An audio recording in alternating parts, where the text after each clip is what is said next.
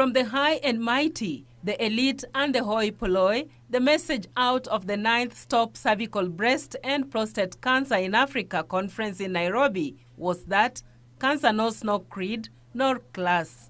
In the spring of 1996, I started having problems urinating and sometimes having sharp pains after urinating. I visited my general practitioner and he referred me to an urologist.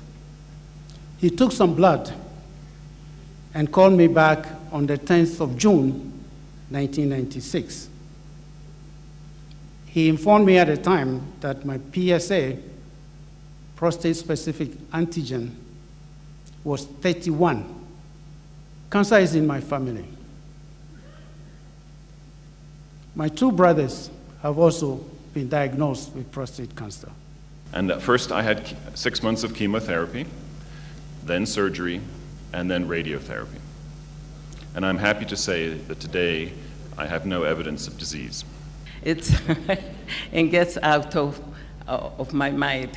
The screening that they use now, a picture which comes on the screen immediately, is what discovered the lump.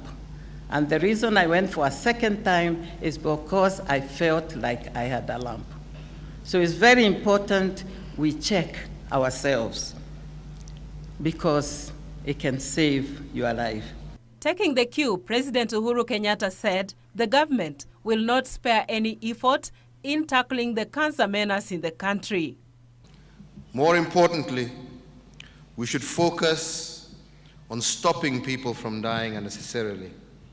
The key to this, to saving lives, is prevention and early diagnosis. With 3,000 new cervical cancer cases being diagnosed in Kenya every year, the disease burden is rising to debilitating levels. Is documented success from using simple, effective methods for detection and treatment of cervical cancer. These procedures are of low risk to patients. The head of state said Kenya will soon open her doors to cancer patients seeking treatment from the region and Africa, noting that already the government is increasing budgetary allocation to cancer research and treatment facilities. In the spirit of African brotherhood and sisterhood, we shall open up the services of these centers to all our brothers and sisters across the region and the continent. The conference host, First Lady Margaret Kenyatta, said the cancer pandemic is ravaging the continent. As chairperson of this forum, I look forward to working with you all. I want to assure you of my commitment and support to fight cervical, breast, and prostate cancer across Africa. Namibia's First Lady, Monica Gengos, in a speech on behalf of African First Ladies, said Africa has reached breaking point as more patients suffer from cancers of all kinds.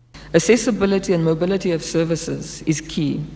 Affordability is another key issue. The Namibian First Lady cautioned African governments against spending more funds on recurrent expenditure at the expense of research. Developing a world-class African treatment facility or funding African solutions through research funding for African scientists and African researchers. When Africa is home to the 10 nations with the highest incidences of cervical cancer, it cannot be business as usual. This conference must ask, what does the potential portend for our national socio-economic fabric? Health Cabinet Secretary James Macharia called for sobriety in discussions over the new NHIF rates, noting that beginning this month, cancer patients will be covered under the fund. To come up with a rate which is now 1,700, that cannot even cover the prescription or the consultancy. So when some people say that the new rates are expensive, and yet you know to treat cancer you require 1 million shillings and above, clearly we need to engage in constructive dialogue. The 3 days conference themed Investing to Save Lives the role of public-private sector partnerships organized in conjunction with the Princess Nikki Breast Cancer Foundation is aimed at raising awareness and providing advocacy opportunities.